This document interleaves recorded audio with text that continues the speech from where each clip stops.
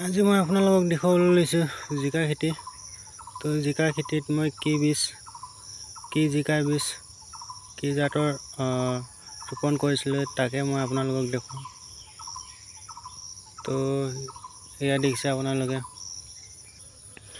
তো লগত মই ভোল গছ একজোপা দুজোপামান ৰুই দিছিলোঁ। তো এয়া দেখিছে আপোনালোকে, ভোলো লাগিছে। তো এয়া দেখিছে আপোনালোকে, এইটো কি কোম্পানীৰ বীজ, কি বীজ মই আপোনালোকক ক'ম। তো এইবোৰ দেখিছে আপোনালোকে জিকা।